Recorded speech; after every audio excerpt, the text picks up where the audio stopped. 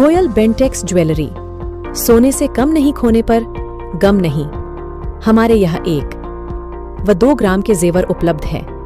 हमारा पता है गौर मूर्ति, 3 बत्ती सागर, मध्य प्रदेश।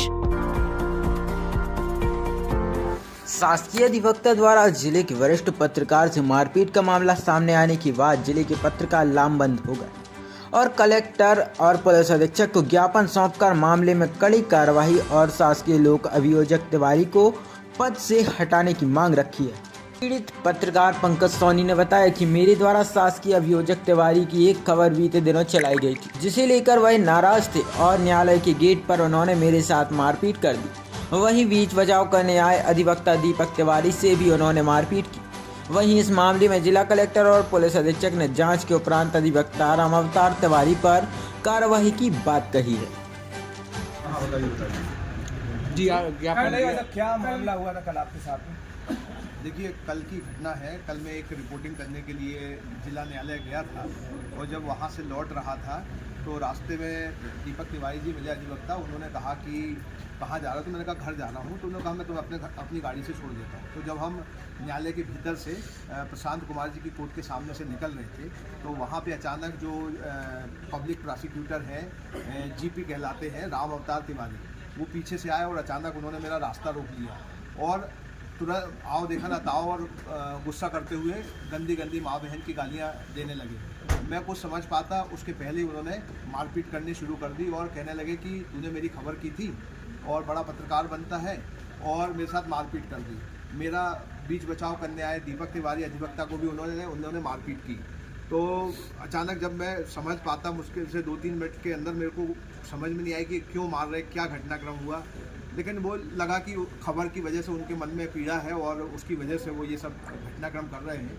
इसके बाद उन्होंने कहा कि मुझे मेरे तरफ बढ़े, मेरे मोबाइल तोड़ने के लिए, छीनने के लिए। तो मैं वहाँ से फिर भागा सीढ़ियों से उतर के और उन्होंने मेरा दूर तक पीछा किया। तो ये घटनाक्रम मेरे साथ हुआ है और उन्होंने जान से मारने की धमकी दी।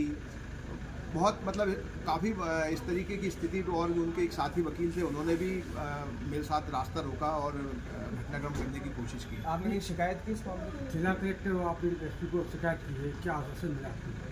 मैंने इस मामले की सागर के कलेक्टर को भी शिकायत की है और उनको बताया है कि जो पूर्व में घटनाक्रम हुआ था उसमें ये आरोपी हैं और उसके बाद गोपालगंज पुलिस ने अब तक इन पर कोई कार्रवाई नहीं की है। लगातार इनको स्पेयर किया जा रहा है। ये काम पे भी जिला न्यायालय जा रहे हैं। मतलब आप न्याय की विडंबना देखिए कि गोपालगंज के गंभीर मामले के आरोपी होते हुए लगातार काम कर रहे हैं जिला न्यायालय में, और ना इन्हें पुलिस पकड़ रही है और ना विधि विधायी द्वारा जो इन पर इस मामले को लेके जो कार्रवाई के लिए कहा गया है, ना उस पर कोई कार्रवाई की जा रही है। तो लगातार इनको बचाया जा रहा है और इनको इतना प्रश्रय मिल रहा है, इतना संरक्षण मिल रहा है कि ये न्यायालय के मंदिर में ही आपराधिक वारदात करने से पीछे नहीं है। और इस घटना के बाद से सारे पत्रकारों में भय व्याप्त है और शहर के लोगों में भी स्तब्धता छाई हुई है कि ये किस तरीके का न्यायालय परिसर में घटनाक्रम हो रहा है, उसे अपराध का अड्डा बना दिया गया है। भारत सरकार ने एक वक्तव्य लिखा है कि चौथे स्तंभ को कोई भी नुकसान पहुंचाए तो उस पर सख्त से सख्त कठोर कार्रवाई की जाएगी।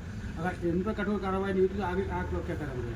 अभी देखिए, इस मामले को हम जो जिला न्यायालय हैं उनके डीजे जो न्यायाधीश है, वहाँ के मुख्य न्यायाधीश जिला न्यायालय के, हम उनके समक्ष ले जाएंगे। मध्य प्रदेश के मुख्यमंत्री डॉक्टर मोहन यादव के सम्मुख ले जाएंगे और विधि विधायी विभाग के प्रमुख सचिव से लेके जितने भी जगह हैं, मीडिया के फोरम हैं, जो सागर के जो कैबिनेट मंत्री हैं, भाजपा के लोग हैं, हम सभी को इस घटनाक्रम से अवगत कराएंगे। और यदि इन पर कोई कार्रवाई नहीं होती है, यदि उन्हें वहाँ जीपी पद से नहीं हटाया जाता है, तो फिर हम सागर से लेके भोपाल में मुख्यमंत्री आवास तक कहीं जहाँ भी होगा सागर के पत्रकारों के साथ धरना देंगे, प्रदर्शन करेंगे और जब तक ये हट नहीं जाते तब तक हम पीछे नहीं हटेंगे, लगातार अपनी कार्रवाई करते रहेंगे। इसमें जो आवेदक हैं उनके द्वारा थाने पर पहुंचकर एक शिकायत दर्ज कराई गई है कि कोर्ट परिसर के पास उनके द्वारा उनके साथ किसी व्यक्ति के द्वारा मारपीट की गई और जो उन्होंने बताया कि वहाँ पर उनका नाम और पहचान उन्होंने बताई है। पुलिस ने उसको तहकीकात करते हुए और एक मामला पंजीबद्ध किया है और आगे भी वैधानिक कार्रवाई हम लोग करेंगे। कब तक कार्रवाई कंप्लीट हो जाएगी? पत्रकारों में आक्रोश फैलता जा रहा है। कल भी हम लोगों ने बहुत ही सूचना प्राप्त करते ही बहुत ही तेज़ी से ही कार्रवाई उसमें की, सभी तथ्यों को चेक करते हुए। और आगे भी मैंने थाना प्रभारी को निर्देशित किया जल्दी इसमें पूरी कार्रवाई कंप्लीट करके और वैधानिक कार्रवाई पूर्ण करके न्यायालय के समक्ष प्रस्तुत करें। सर पुराना एक मामला है और नॉन बेलेबल है, बिल्कुल जमानत भी कार्रवाई नहीं हुई उस पर, पुलिस कुछ एक्शन लेगी उस पर? पुराना जो मामला आज आप सभी ने संज्ञान में लाया भी है, उसमें भी पहले भी कार्रवाई हुई। आई थिंक कुछ उसमें आरोपी गिरफ्तार भी हुए हैं। अन्य आरोपियों के संबंध में भी आगे कार्रवाई के लिए मैं निर्देशित कर रहा हूँ। वो कार्रवाई भी शीघ्र की जाएगी तथ्यों के आधार पर, साक्ष्यों के आधार पर।